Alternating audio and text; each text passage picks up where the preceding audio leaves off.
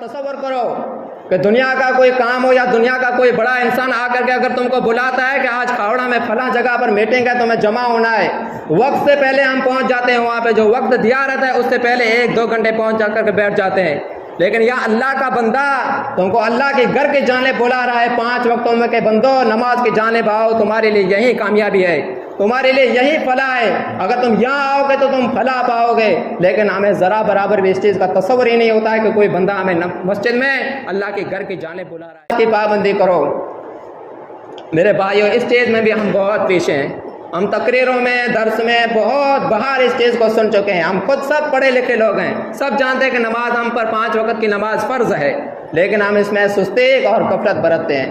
یہ کوئی بڑی بات نہیں سمجھتے ہم اس چیز کو، ہم نمازیں چھوڑ دیتے ہیں جمعہ کے علاوہ، جمعہ سے لے کر جمعہ تک، آج جمعہ کے دن آئے پھر اگلے جمعہ کو آئیں گے مسجد کے اندر، اور کچھ بھائی تو ایسے ہیں کہ جمعہ کو بھی ترک کر دیتے ہیں۔ لیکن اللہ کے رسول صلی اللہ علیہ وسلم نے کہا اقرب ما یکون العبد من ربہ وہو ساجد فاکثر الدعاء، کہ بندہ اللہ کے نزدیک، اللہ کے قریب سب سے زیادہ اس وقت ہوتا ہے جب وہ سجدے کی حالت میں ہوتا ہے۔ اللہ کے رسول نے کہا اس لیے تم سجدوں کی حالت میں زیادہ سے زیادہ دعائیں کیا کرو، تاکہ اللہ تمہاری دعائیں طلب کرے، اللہ تمہاری دعائیں قبول کر کے تمہاری زندگی و آخرت دونوں سنوار دے۔ اسی لیے میرے بھائیوں نماز کا اہتمام کریے، نماز بہت بڑی چیز ہے، نماز سے آپ کو سکون ملے گا، دلی سکون، آپ کو قرار ملے گا، نماز سے آپ کو خوشی ملے گی۔ اگر نماز قائم کریں گے تو آپ کو برائیوں سے یہ نماز روکے گی، اگر نماز قائم کریں گے تو محمد رسول اللہ کی محبت تمہارے دلوں میں بڑھے گی، اگر نماز قائم کریں گے تو اللہ کا خوف اور اللہ کا ڈر تمہارے دلوں میں پیدا ہوگا۔ اسی لیے سب سے پہلی چیز جو ہے وہ ہے نماز قائم کریں گے، ساری برائیوں کی جڑیں ختم ہو جائیں گی۔ آج ہم ڈنڈورا پیٹتے ہیں کہ ہمارا معاشرہ اور ہمارا سماج خراب ہو چکا ہے، میرے بھائیوں اس کو خراب کرنے والا کون ہے؟ کوئی باہر سے آ کر کے ہمارے معاشرے کو خراب کرتا ہے یا ہم خود ہی ہیں؟ ہر ایک فرد سے جو ہے یہ معاشرہ بنائے، تو ہم اگر خود کی اصلاح کر لیں، نمازی بن جائیں، تو یہ معاشرہ بہتر معاشرہ بن جائے گا اور برائیاں ختم ہو جائیں گی۔ اللہ کے رسول صلی اللہ علیہ وسلم نے کہا ہے کہ آزوں کی پابندی کیا کرو۔ تم سے پہلے جو صالح نیک لوگ گزر چکے ہیں ان کی عادتیں یہ ہوا کرتے تھے کہ وہ صبح اٹھ کر کے نمازیں پابندی کے ساتھ پڑھا کرتے تھے۔ اس نماز کا فائدہ اللہ کے رسول نے گنوا کر کے بتایا کہ تم نماز کو قائم کرو، یہ نماز تمہارے رب کے قریب کرے گی تم کو۔ تم نماز کو قائم کرو، نماز کی وجہ سے تمہارے گناہ معاف ہوں گے۔ تم نماز کو قائم کرو، نماز کی وجہ سے تمہارے دلوں میں اللہ کا خوف بیٹھے گا۔ تم نمازیں قائم کرو، اس نماز کی وجہ سے تمہارے جسموں کے اندر جو بیماریاں ہیں وہ اللہ تمہاری بیماریاں دور کرے گا۔ یا اللہ کے رسول صلی اللہ علیہ وسلم نے اپنے الفاظوں میں صحابہ کو کہا، آج ہم دنیا کے کوئی ہاسپٹل نہیں چھوڑتے ہیں، وہاں تک پہنچ جاتے ہیں۔ ہمارے کئی احباب ایسے ہیں جو بستروں پر پڑے ہیں، موت و حیات کی جنگ لڑ رہے ہیں، لیکن ہمیں کبھی اس بات کی توفیق نہیں ہوئی کہ ہم مسجد میں بیٹھ کر کے ان کے لیے اور اپنے لیے اللہ سے مدد طلب کریں اور شفا مانگیں۔ میرے بھائیوں نماز میں شفا ہے۔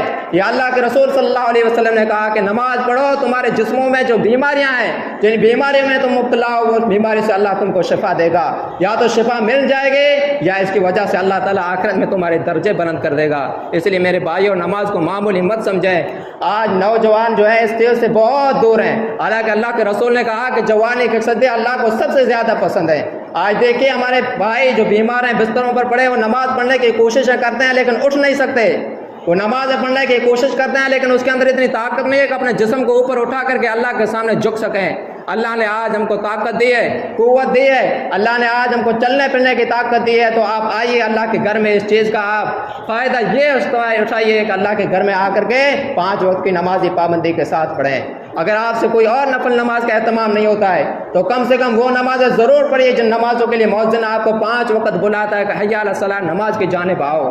میرے بھائیوں ذرا تصور کرو کہ دنیا کا کوئی کام ہو یا دنیا کا کوئی بڑا انسان آ کر کے اگر تم کو بلاتا ہے کہ آج کھاوڑا میں فلاں جگہ پر میٹنگ ہے تمہیں جمع ہونا ہے، وقت سے پہلے ہم پہنچ جاتے ہیں وہاں پہ، جو وقت دیا رہتا ہے اس سے پہلے 1-2 گھنٹے پہنچ جا کر کے بیٹھ جاتے ہیں۔ لیکن یا اللہ کا بندہ تم کو اللہ کے گھر کی جانب بلا رہا ہے 5 وقتوں میں کہ بندو نماز کی جانب آؤ، تمہارے لیے یہی کامیابی ہے، تمہارے لیے یہی فلاح ہے، اگر تم یہاں آؤ گے تو تم فلاح پاؤ گے۔ لیکن ہمیں ذرا برابر بھی اس چیز کا تصور ہی نہیں ہوتا ہے کہ کوئی بندہ ہمیں مسجد میں اللہ کے گھر کی جانب بلا رہا ہے۔ اس لیے اللہ کے رسول نے دوسرا طریقہ جو بتایا اچھی اور خاصی زندگی بسر کرنے کا، وہ ہے نماز کا اہتمام۔ نوجوانوں نماز کا اہتمام کرو، زندگی کا کوئی بھروسہ نہیں ہے، کب آنکھ بند ہو جائے ہم دنیا چھوڑ کر کے چلے جائیں۔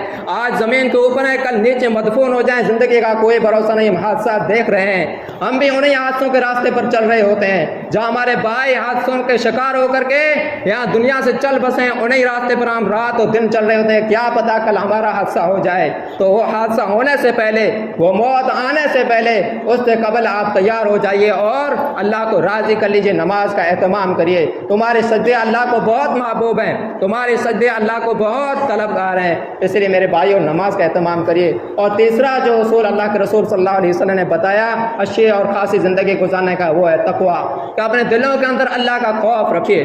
تم جہاں کہیں بھی ہو، کوئی بھی کام کر رہے ہو، اس میں اللہ کا خوف اور ڈر تمہارے دلوں میں ہونا چاہیے کہ میں جو کام کر رہا ہوں یہ اللہ کے احکام کے خلاف ورزی میں تو نہیں ہے، کہ میں جو قدم آگے بڑھا رہا ہوں یہ قدم میرے رسول کے طریقے سے ہٹ کر کسی اور طریقے پر تو نہیں چل رہا ہے۔ اسی لیے اللہ کا خوف پیدا کریے۔ اللہ تبارک و تعالیٰ کہتا ہے جو میرا خوف کھاتا ہے، اللہ تعالیٰ کہہ رہا ہے اس کے لیے میں ایسے ایسے راستے کھول دیتا ہوں کہ اس کو گمان بھی نہیں ہوتا۔ وَمَن يَتَّقِ اللَّهَ يَجْعَل لَّهُ مَخْرَجًا وَيَرْزُقْهُ مِنْ حَيْثُ لَا يَحْتَسِبُ، کہ جو بندہ میرا خوف اپنے دل میں رکھ کر کے روزی کماتا ہے، یہ رزق کی تلاش میں نکلتا ہے، اللہ کہتا ہے میں اس کو ایسی ایسی جگہوں سے رزق دیتا ہوں جس کا اس کو تصور ہی نہیں تھا، وہ گمان ہی نہیں کر پاتا ہے۔ ہم دیکھتے ہیں نا ہمارے معاشرے کے اندر کچھ لوگ ایسے ہوتے ہیں کہ اللہ تعالیٰ ان کے رزق میں، ان کے مال و دولت میں برکت دیتا ہے، دوسرے لوگ پریشان ہو جاتے ہیں کہ اچانک یہ اتنا مالدار کیسے ہو گیا، اس کے باپ دادا تو اتنے غریب تھے، ہمارے پاس کام کرتے تھے، لیکن اس کے پاس دن دولت کہاں سے آیا؟ ہم سب یہ لوگ کہتے ہیں اور دیکھ بھی رہے ہیں ہمارے کئی بھائیوں کو اللہ نے اس کے رزق میں برکت دی ہے۔ تو میرے بھائیوں اللہ نے کہا ہے کہ میرا خوف تم اپنے دلوں کے اندر رکھو، تمہیں میں ایسی جگہوں سے رزق دوں گا جس کا تم نے کبھی تصور ہی نہیں کیا ہوگا، سوچا بھی نہیں ہوگا۔ اور اللہ کہہ رہا ہے کہ تم میرا خوف رکھ کر کے اپنے معاملات کرو، تمہارے معاملات میں آسان کر دوں گا۔ آج ہم سب فتنے میں مبتلا ہیں، کوئی نافرمان اولاد کے فتنے میں مبتلا ہے، کوئی اپنے پڑوسیوں کے فتنے میں مبتلا ہے، کوئی لڑائی جھگڑے کے فتنے میں مبتلا ہے۔ اللہ کہہ رہا ہے تم میرا خوف کھا کر کے میرے گھر میں آ کر کے مجھ سے مدد طلب کرو، تمہارے سارے جو ہے یہ معاملے ہیں یہ میں حل کر دوں گا، آسان کر دوں گا۔ تو میرے بھائیوں اللہ اور اس کے رسول بار بار ہمیں جو یہ چیزوں کی جو تلقین کر رہے ہیں تو اس کا مطلب یہ ہے کہ اسی راستے میں ہمارے لیے نجات ہے اور یہی راستہ ہمارے لیے کامیابی کا راستہ ہے۔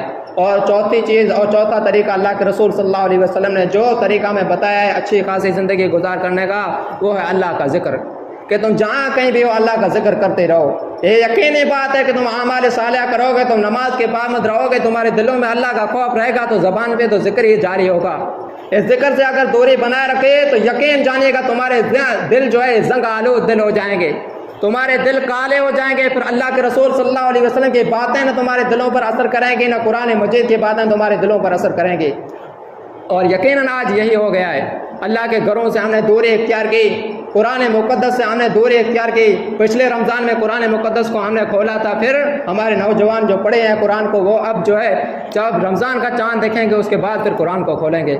میرے بھائیوں رمضان قرآن کے لیے نازل نہیں ہوا، قرآن رمضان کے مہینے کے لیے نازل نہیں ہوا کہ ہم جب رمضان کا چاند دیکھیں تبھی قرآن کا ہم تلاوت کریں۔ میرے بھائیوں اسی لیے اللہ کے رسول صلی اللہ علیہ وسلم نے کہا کہ تم اللہ کا ذکر ہمیشہ اپنی زبانوں پر جاری رکھو۔ اللہ تعالیٰ قرآن میں کہہ رہا ہے کہ دنیا کے کسی بھی چیز میں تمہیں لذت محسوس نہیں ہوگی، دنیا کے کسی بھی چیز میں تمہارے دل کو سکون و قرار محسوس نہیں ہوگا سوائے اللہ کے ذکر سے۔ بے شک اللہ کے ذکر سے یہ دلوں کو سکون و اطمینان ملتا ہے، اسی لیے اللہ کے ذکر کا اہتمام کریے۔ جہاں کہیں جائیے سبحان اللہ و بحمدہ، استغفر اللہ، اللہ اکبر، یہ چھوٹے چھوٹے جو کلمات ہیں یہ پڑھتے رہیے۔ ہم یہ پڑھتے ہیں تو ہمیں شرم آتی ہے کہ ہمارا بھائی کیا کہے گا، تو مولانا بن گیا یا میاں جی بن گیا ہے۔ میرے بھائیوں محمد رسول اللہ کی محبت کو اپنے دلوں میں جگا دو۔ دنیا کی محبت تو ہم نے پال رکھی ہے، دنیا کے لوگوں کی محبت بھی ہم نے اپنے دلوں کے اندر پال رکھی ہے، لیکن محمد رسول اللہ صلی اللہ علیہ وسلم کی محبت کو بھی اپنے دلوں میں جگا دیجیے۔ اللہ کے رسول صلی اللہ علیہ وسلم کے بتائے ہوئے طریقوں کے مطابق اپنی زندگی بسر کریے، اسی طریقے میں ہمارے لیے نجات ہے، اسی طریقے میں ہمارے لیے فلاح و کامیابی ہے، اور اسی طریقے میں ہماری دنیا و آخرت دونوں سنوریں گی۔ اگر انہی ساری چیزوں پر ہم عمل کریں گے تو انشاءاللہ اللہ تعالیٰ دنیا بھی ہماری آسان کرے گا اور آخرت کے درجات بھی بلند کرے گا۔ قیامت کے روز اللہ ہمیں جنت میں جگہ دے گا۔